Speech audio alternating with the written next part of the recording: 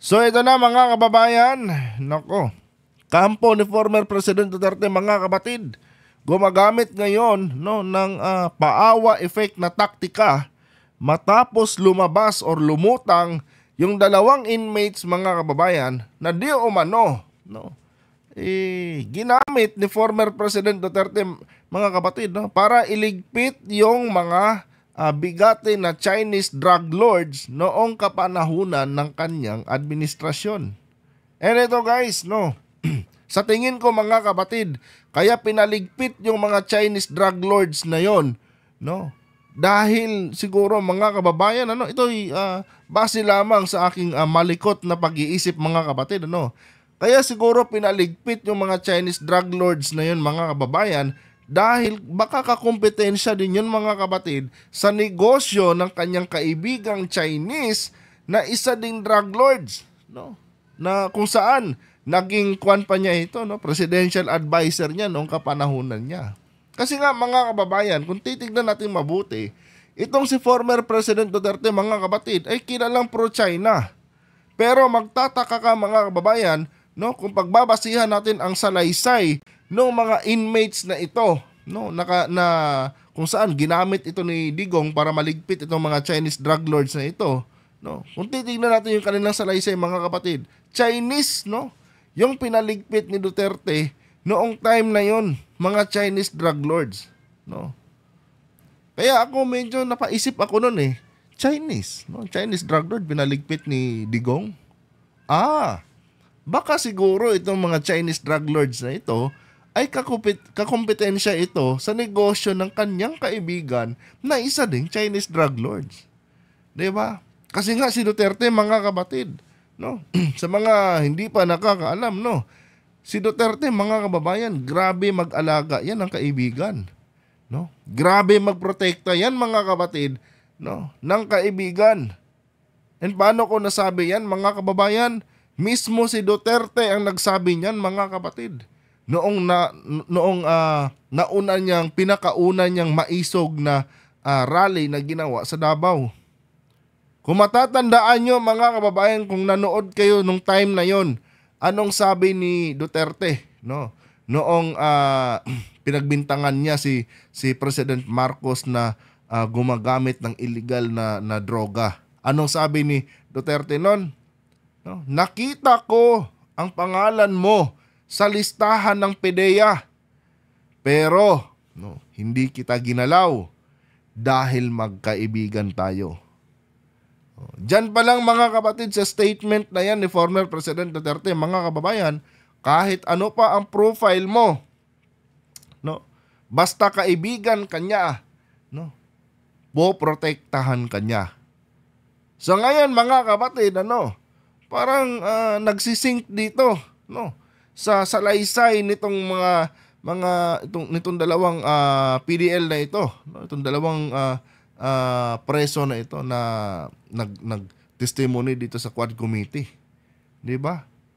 Kaya siguro pinaligpit talaga ni former President Duterte mga kababayan yung mga sinasabing Chinese drug lords, Dahil nga mga kapatid, gustong proteksyonan ni Digong yung negosyo ng kanyang kaibigang drug lord din na Chinese at presidential advisor niya noong kapanahunan niya.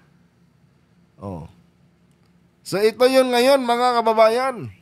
Dahil doon, sa salaysay ng dalawang inmates na yun mga kapatid, medyo nayanig ang mundo ni former President Duterte noon. Kung kaya't mga kababayan, lumabas na naman itong si Salvador Panelo ngayon. At to the rescue siya kay former President Duterte. And ito lang guys, tandaan nyo to Pag si Panelo na mga kapatid ang lumabas para ipagtanggol si Duterte, ibig sabihin yan mga kababayan, medyo mabigat yung kinakaharap na aligasyon ni former President Duterte. Kasi nga mga kapatid, kung matatandaan nyo, noong nakaraang nadulas itong si Harry Roque mga kababayan, doon sa gentleman's agreement issue, 'di ba? Ang to the rescue kay Duterte doon mga kababayan ay si Attorney Panelo. na umabot pa sila sa punto, mga kapatid, na tinatabla na mismo ni Panelo itong si Roque, no? Para lang ipagtanggol itong si former President Duterte. 'Di ba? Pag si Panelo na ang nagsalita, mga kababayan, medyo mabigat talaga, no? Yung aligasyon laban kay Duterte, at ibig sabihin nun, no, may katotohanan 'yon, mga kapatid. Oh. Kasi kung titignan nga rin natin sa gentleman's agreement, mga kababayan, lumabas si Panelo para i-deny ang gentleman's agreement, no? Pero kalaunan inamin din ng bansang China, mga kapatid, na yes, meron kaming gentleman's agreement, no, sa nakaraang administrasyon ni Duterte. Oh, kahit anong deny nila, mga kababayan, lumabas din ang katotohanan dahil umamin ang China. And ngayon, mga kapatid, dito na naman sa issue, no, ng pagtodas dito sa mga Chinese drug lords, no. Medyo tinatamaan talaga dito si former President Duterte, mga kababayan. Kung kaya, to the rescue na naman itong si Salvador Panelo ngayon.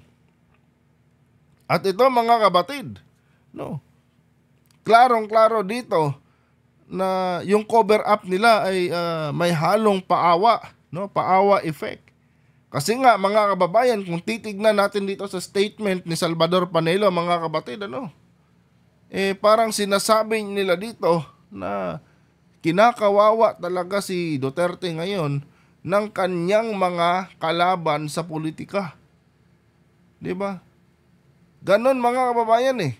And ito, mga kapatid, itong mga ganitong paawa effect nila na taktika, mga kababayan, napaka-effective po nito, no? Dahil ito po yung dahilan, mga kababayan, no, kung bakit, no, napapanatili ng mga Duterte yung loyalty ng kanilang mga supporters.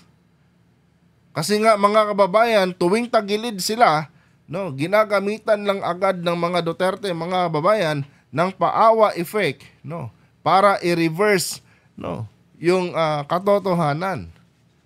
Oh. Ganon, mga kapatid, ang ginagamit na taktika nitong kampo nila former President Duterte. Tingnan niyo ano sabi ni Panelo dito, mga kababayan, no? The enemies of FPRRD are using convicted felons of murders and drug trafficking to link him to the murders of the 3 Chinese detainees, of which they were perpetrators on the basis of their bare allegations. Oh. Those convicts have nothing to lose since they are jailed for life. Di ba? Ang sabi dito ni Panelo, mga kapatid, no, ang mga kalaban di umano ni Duterte ngayon ay gumagamit ng mga convicted na mga murderers, no, para idiin si Digong, para sirain ang pangalan ni Duterte. Di ba? Baka ang mensahe ni Panelo dito, mga kababayan, wala namang katotohanan yung aligasyon na yan eh. No? Gumagamit lang sila ngayon ng mga ng mga criminals, no, para idiin si Duterte, para masira ang pangalan ni Duterte. Oh. Isa pong uri ng paawa yan, mga kababayan, ano? Kawawa naman si Tatay Digong. Talagang ginigipit siya ngayon ng kanyang mga kalaban, no? Kung ano-ano na lang ginagamit nila para sirain ang pangalan ni Duterte. Alam kasi ng mga Duterte, mga kapatid, na yan ang weakness ng mga Pilipino. Di ba? Yan ang weakness ng mga Pinoy. Maawain. Oh. Idagdag mo pa yung galawan ni Duterte pagka kaharap sa kamera, mga babae. Pag nakaharap siya sa kamera, paawa. Alam mo yun, parang nakakaawa talaga siya tingnan. Pero kung hindi natin titignan yung mga ganyang aspeto, no, ng pagkatao ni Duterte, mga kababayan, at tignan natin yung kanyang mga ginawa, mga kapatid, na karahasan, no, hindi mo akalain, no, sa muka ni Digong, mga kababayan, no, isa pala siyang napaka napakagrabing mamamatay tao. 'Di ba? Hindi mo talaga akalain mga kapatid nasa mukha ni Digong ngayon. Pag tinignan mo yung kanyang background mga babayan, doon mo talaga masasabi na talaga bang ginawa ni Duterte ito? Sa maamong muka na ito ni Duterte, talaga bang siya ang may pakana ng mga pag-slaughter ng mga taong ito? Pero hindi natin madidinay No, mahirap i-deny mga kapatid, mahirap tanggihan. No. Yung katotohanan na 'yan na isa talaga siyang mga kababayan isa talaga siyang walang awa na klaseng tao.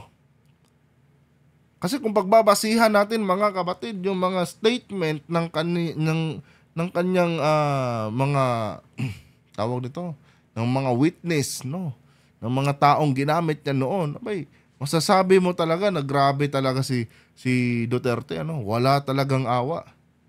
Lahat gagawin basta lang maprotektahan yung kanyang mga kaibigan. Kung titignan mo siya, alam mo, simpleng tao lang Nakakala mo, wala ka namang kakayanan. Pero pag tinignan mo yung record sa mga babayan, grabe. Wala siyang sinabi na hindi niya ginagawa, mga kapatid. Lalo na sa pagkitil ng buhay ng tao. Nako. Pag sinabi ni Duterte na patay ka talaga. Lantaran Lantaran na yung mga ebidensya, mga babayan, pero yung mga supporters nila, wala.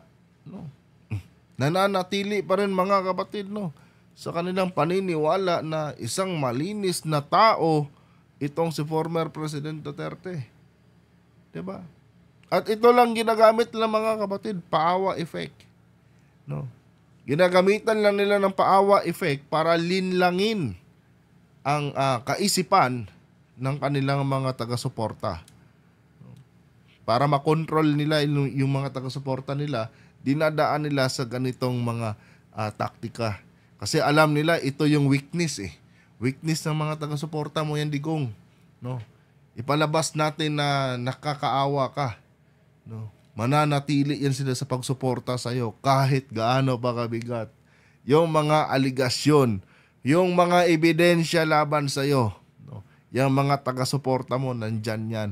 Basta magpaawa ka lang. Magpaawa ka lang sa harapan nila, sa harapan ng media. Tapos yan. Hindi magbabago ang isip ng iyong mga taga-suporta. At mas lalo ka pa nilang mamahalin. Tingnan nyo ngayon mga kababayan, sa mga comment section ng mga pahayagan, ng mga threads dyan sa Facebook or kahit sa ang social media na tinutuligsa si Duterte. Diyan mo makikita sa mga comment ng mga taga-suporta nila mga kapatid. Kahit lantaran na ang ebidensya, Duterte pa rin kami. Ginagamit nila ang kahinaan ng kanilang mga supporters, mga kababayan, para ipagtanggol sila, para proteksyonan sila. Ginagamit nila yan para maproteksyonan yung kanilang mga interest, mga kapatid. Anyway, mga kababayan, nalalapit na rin naman talaga ang paghuhukom. Kasi nga, ilang tulog na lang mga kapatid, Setyembre na. And makikita na natin kung magiging matagumpay talaga ang pag-issue ng warrant of arrest ng ICC laban dito kanila Duterte. Tingnan natin mga kababayan kung ano ang mangyayari ngayong Setyembre dahil masaya to mga kapatid. ICC, tapos impeachment ni Sara, lahat yan mga kababayan. Mangyayari yan ngayong Setyembre daw. Kasi nga ito mga totoong mga pro Marcos mga kapatid, talagang ipagdidiinan daw yata talaga nito. Yung impeachment laban kay Sara Duterte. Kaya nga si Sara Duterte mga babayan itong nakaraan nagpahayag na rin ng kanyang statement Hindi naman daw niya talaga pangarap maging vice presidente. Di ba? Napilitan lang naman daw siya na tumakbo dahil para proteksyonan yung mga naiwang proyekto ng kanyang ama. Pero since daw na wala na, na-cancel na yung iba, hindi naman daw siya takot mga kapatid na matanggal sa pagiging vice presidente. Hindi takot pero grabe yung kanilang ginagawang destabilization ngayon, ano, laban sa gobyerno ni Marcos, no, para lang i-take over ang Malacanang. Anyway mga kababayan, hanggang dito na lang itong video na ito. Huwag kalimutang mag-subscribe at pakilike ang ating video para i-share pa ng YouTube sa iba pang hindi pa nakakapanood. Hanggang dito na lang. Adios.